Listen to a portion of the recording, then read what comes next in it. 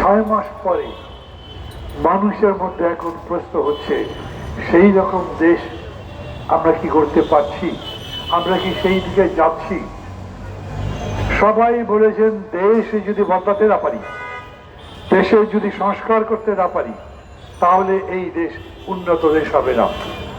কেউ না বুঝলেও আমরা আপনার প্রয়োজন বুঝি, আর তাই তো অত্যাধুনিক ফিচার সম্বলিত বিভিন্ন সাইজ আর কালারের 250-টিরও বেশি ডিজাইন অপশন নিয়ে ওয়ালটন স্মার্ট ফ্রিজ বোঝে আপনার প্রয়োজন।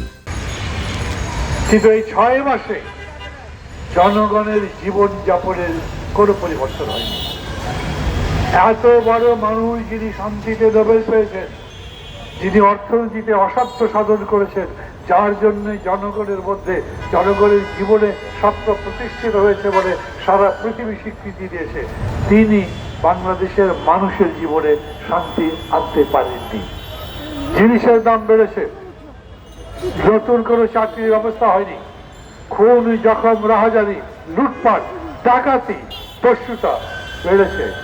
আর আপনারা তো জানেন আজকে এই যে সভা অনুষ্ঠান করা হচ্ছে, সেটা হচ্ছে তৌহিদকে, একটা ভালো মানুষকে, ভালো ছেলেকে, এলাকার যাকে জিজ্ঞেস করবেন, আমি পত্রিকার মধ্যে পড়লাম, সব পত্রিকায় লিখেছে তিনি একজন ভালো মানুষ ছিলেন, তাকে তারই সরকারের যৌথ বাহিনী ধরে নিয়ে নির্যাতন করে হত্যা করেছে। আমি কি দেশ চাইলাম আর কি পেলাম? আমি কি দেশ চাইলাম, তৌহিদ কি দেশ চাইলো আর কি পেল, তার পরিবার কি পেল? এই প্রশ্নটা করবার সময় হয়েছে এখন। 6 মাস গেছে, সংস্কার কিছু হয়েছে এখন পর্যন্ত? কোনো জায়গাতে, অফিস আদালতে, যেখানে যান, প্রশাসনে অন্য কোনো ক্ষেত্রে গুণগত কোনো পরিবর্তন হয়েছে? অফিস আদালতে ঘুষ দুর্নীতি বন্ধ হয়েছে? পুলিশের নিষ্ক্রিয়তা, জনগণের প্রতি উদাসীনতা, মামলা নিতে অনিচ্ছা, টাকা পেলে আবার কাজ করে, এই পরিস্থিতির পরিবর্তন হয়েছে? হয়নি।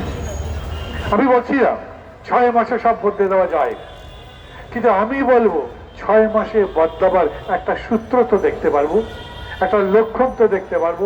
কোন কোন জায়গায় তো ঘটনা ঘটবে। আমি খুবই নিঃসঙ্গ চিত্তে প্রশংসা করছি, সরকার যখন বলেছে, সরকারের কমিশন যখন বলেছে আমরা সার্কিট বেঞ্চ করব, হাইকোর্টের বিভিন্ন বিভাগকে সার্কিট বেঞ্চের মাধ্যমে বিভাগে বিভাগে নিয়ে যাব।